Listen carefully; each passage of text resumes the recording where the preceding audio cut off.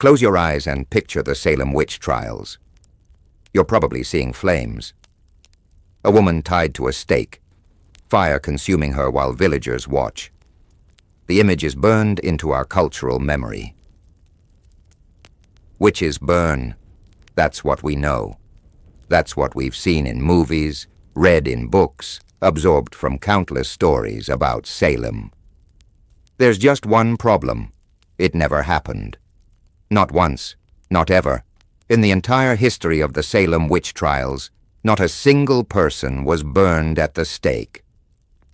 0. Over 2,000 people accused, dozens imprisoned, several executed, but none burned alive.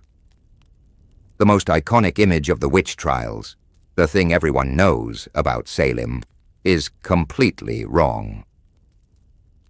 This is the story of what actually happened, and why we got it so wrong. What actually happened?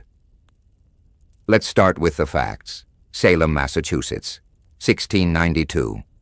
Paranoia sweeps through the Puritan community. Young girls claim they're possessed. They accuse people of witchcraft. The accusations spread like wildfire.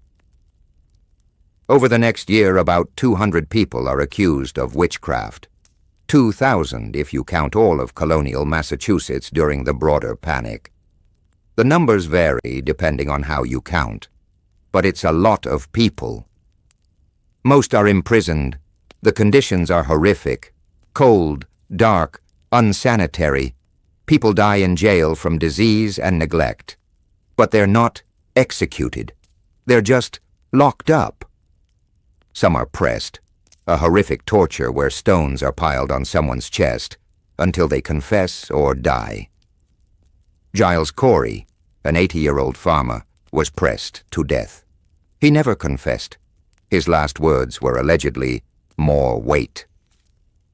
But the most common form of execution? Hanging. 19 people were hanged, 1 pressed to death. That's 20 total executions. Not a single person was burned. The method of execution in Salem was the same as for any other capital crime in colonial Massachusetts: hanging. Witchcraft was treated like murder or treason. Same process, same punishment.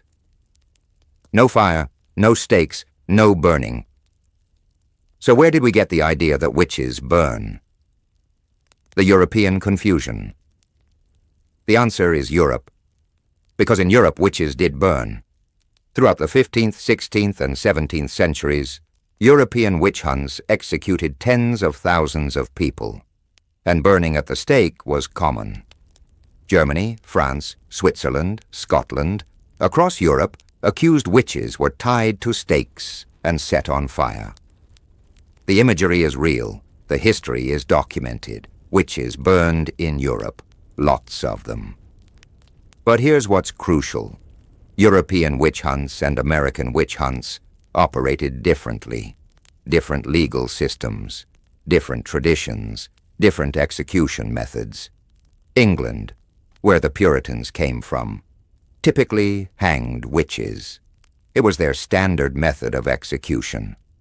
When English Puritans settled in Massachusetts, they brought English legal traditions with them, including English execution methods. Burning at the stake was considered barbaric by English standards. It was what other countries did. The English hanged people. It was more civilized, more proper. So when the Salem witch trials happened, they followed English precedent, hanging, not burning. But over time, the European imagery and the American reality got blended together. People remembered witches burning in Europe and assumed the same happened in Salem. Movies and books reinforced this. They showed burning because it's more dramatic, more visually striking, more horrifying. The myth became more powerful than the truth.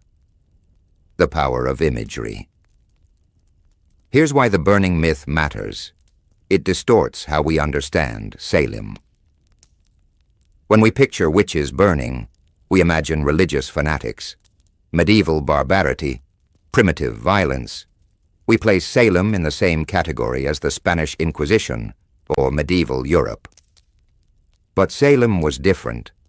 It wasn't medieval. It was 1692, practically modern. These were educated people following legal procedures. They had courts, trials, evidence rules. They were trying to be civilized. Which somehow makes it worse. Salem wasn't a breakdown of civilization. It was civilization working exactly as designed, but with completely insane premises.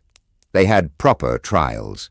They just believed in spectral evidence and demonic possession. The executions weren't savage burnings. They were orderly hangings, official, legal, sanctioned by the government. That's more disturbing than burning, because it shows how rational people, following rational processes, can produce completely irrational outcomes. Burning suggests chaos and fanaticism. Hanging suggests order and law. Salem was the second one, a legal system methodically killing innocent people. That's the real horror. Who actually died? Let's talk about the 19 people who were hanged, because they're not abstract numbers. They were real people with names and lives. Bridget Bishop was the first, hanged June 10th, 1692. She was a tavern owner who dressed flamboyantly and spoke her mind. The Puritans didn't like her. When accusations started flying, she was an easy target. Then came 5 more in July. Sarah Good, Rebecca Nurse, Susanna Martin, Elizabeth Howe, Sarah Wilds, women mostly, outsiders, people who didn't fit in. 5 more in August, 5 in September, including Mary Easty, who wrote a petition from jail asking that the trials stop. Not to save herself, but to prevent more deaths. They hanged her anyway. And John Proctor, a farmer who spoke out against the trials. When his servant girl accused people of witchcraft, he called it nonsense. So they accused him. He was hanged in August. These weren't witches. They were neighbors, community members, people who got caught in a panic. They died by hanging, in public, while crowds watched. Their bodies were buried in shallow graves, treated as criminals, not victims. No fire, no stakes, just rope and gravity, and a community convinced it was doing the right thing. Why, the myth persists. So if nobody burned in Salem, why do we all think they did? Several reasons. First, European witch hunts dominate the imagery. When we think witch trial, we think European woodcuts showing burnings. That visual language has become universal. It's what witches do in our cultural imagination. Second, burning is more dramatic. Movies and TV shows choose fire over hanging because it's more visually impressive, more shocking, better storytelling. The 1996 film The Crucible, based on Arthur Miller's play about Salem, doesn't show burning, but plenty of other witch trial movies do. The imagery bleeds across different stories until it all becomes one generalized witch trial in our memory. Third, we're bad at history. We compress things, merge different events. European trials plus American trials equals one generic witch hunt where everything happened. Fourth, the myth serves a purpose.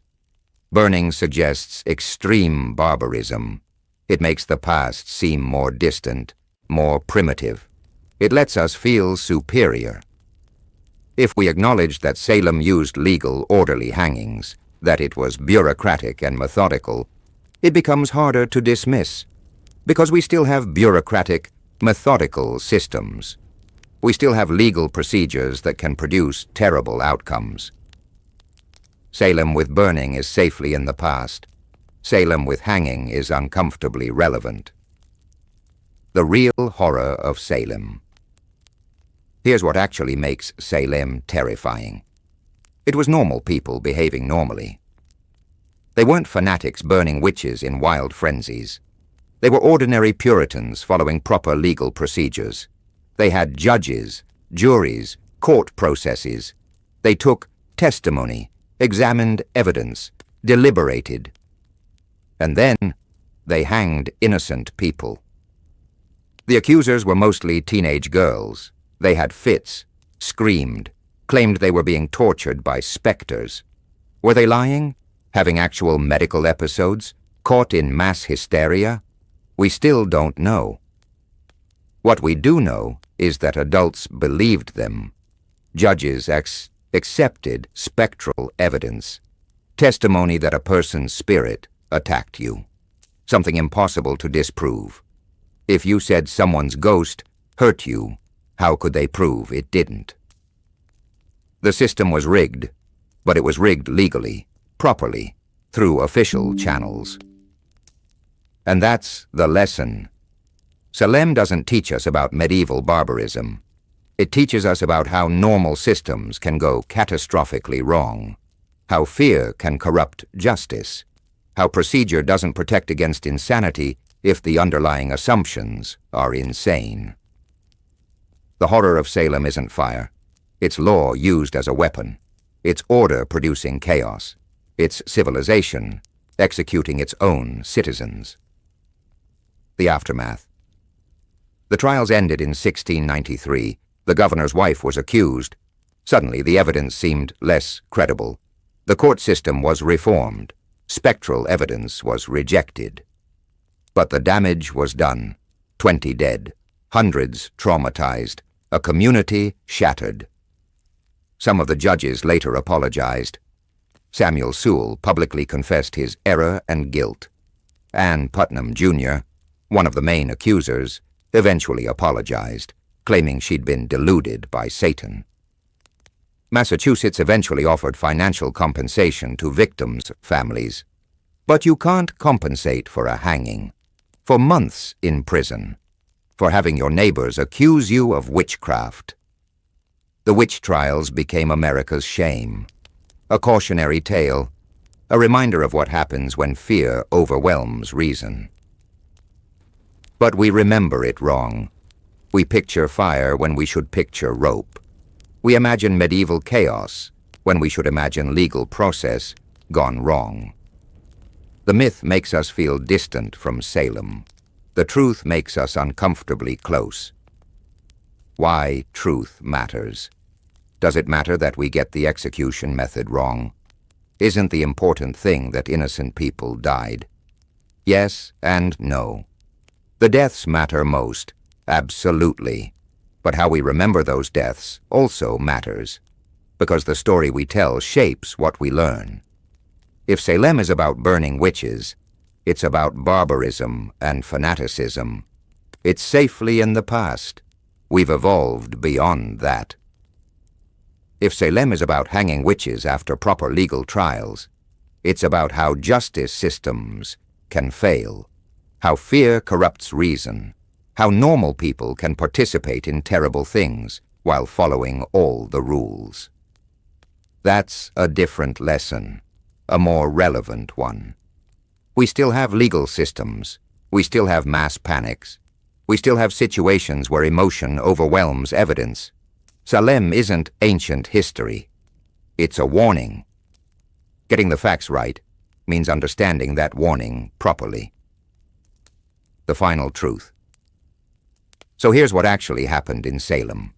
They hanged people, imprisoned hundreds more. One person was pressed to death.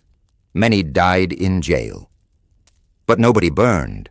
Not one person. Not ever. Despite what movies show. Despite what we all imagine. The witches of Salem died by hanging. Officially, legally, properly. Which is somehow more disturbing than burning. Because Salem wasn't a breakdown of civilization. It was civilization working exactly as designed, but pointed in the wrong direction.